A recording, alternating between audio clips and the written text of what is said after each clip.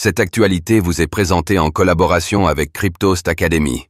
Ayez un temps d'avance sur le marché crypto en rejoignant notre communauté premium. Qu'est-ce que le fee switch en finance décentralisée, DeFi? À l'heure actuelle, la majorité des tokens associés au protocole de finance décentralisée, DeFi, sont axés sur la gouvernance.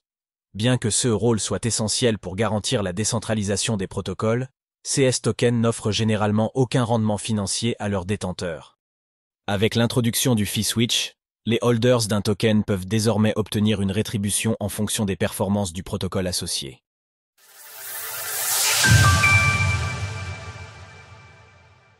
Qu'est-ce que le fee switch? Si vous êtes membre d'une organisation autonome décentralisée, DAO, associée à un protocole de finance décentralisée, DeFi, et que vous détenez de SES token, il est probable que vous ayez récemment entendu parler du fee switch. Le fee switch se présente comme un mécanisme destiné à introduire des récompenses pour les détenteurs de tokens d'un protocole DeFi.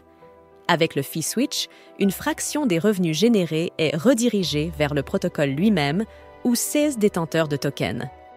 Aujourd'hui, les tokens de protocole comme Uniswap ou Aave ont un rôle exclusivement axé sur la gouvernance. Ainsi, leurs détenteurs ne dégagent aucun bénéfice financier concret à les détenir, hormis si leur valeur se met à augmenter ou s'ils fournissent des liquidités dans certains cas. En introduisant un fee switch, un protocole DeFi peut non seulement offrir de nouvelles incitations à ses utilisateurs, mais aussi stimuler l'achat de son token et attirer une communauté plus large. Concrètement, pour qu'un fee switch soit intégré à un protocole, l'organisation autonome décentralisée, DAO, de ce dernier doit voter en faveur du partage d'une partie des revenus du protocole avec les holders de son token. Ces revenus proviennent généralement de frais de transaction ou d'autres activités économiques liées au protocole.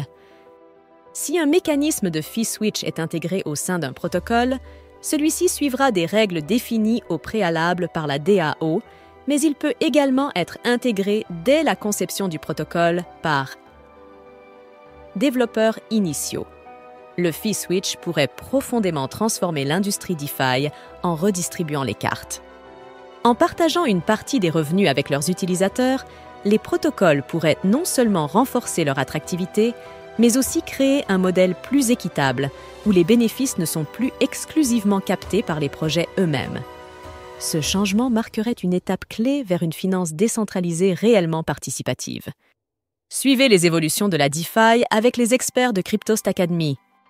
Comprendre le fee switch avec les exemples de Layer 0 et de Aave. Ces derniers mois, de nombreux protocoles DeFi ont souhaité mettre en place un fee switch. C'est notamment le cas d'Ethena, d'Uniswap ou encore d'Aave. En CE qui concerne ce dernier protocole, le deuxième plus important de l'écosystème en termes de valeur totale verrouillée, TVL, les statistiques générées. Ces derniers mois laissaient peu de place au doute quant à la mise en place prochaine d'un fee switch. Avec des dépôts nets records de 33,4 milliards de dollars en 2024 sur la plateforme de prêt décentralisé et une trésorerie nette avoisinant les 90 millions de dollars, hors tokens Aave, le fee switch constitue une opportunité d'amplifier l'attractivité du protocole sans risque. Une perspective soutenue par Mark Zeller, le fondateur de l'Aavation Initiative, qui a récemment déclaré qu'il serait inconcevable de ne pas activer cette fonctionnalité compte tenu des performances et de la maturité actuelle du protocole. Sur X, Stani Kuleshov, le fondateur d'Aave, s'est aligné sur la position de l'ACI, annonçant que le fee switch était en route. Pour mieux comprendre le mécanisme de fee switch, prenons l'exemple de Layer 0 qu'il a suggéré pour la 1RE fois à sa DAO à la fin de l'année 2024. Cet exemple peut se transposer sur les protocoles précédemment cités, mais aussi pour les protocoles qui, à l'avenir, envisagent l'intégration d'un fee switch. Le 20 décembre 2024, la Layer 0 Foundation a invité les holders du token ZERO à voter en faveur ou non d'un fee switch. De cette manière, le protocole souhaitait garantir que les politiques financières de la plateforme puissent s'aligner sur les intérêts de ses utilisateurs. Dans le cas de Layer 0, la proposition de fee switch présentée est la suivante. Tous les 6 mois, un vote sera organisé pour permettre aux détenteurs de ZRO d'activer, ajuster ou supprimer les protocoles FIS.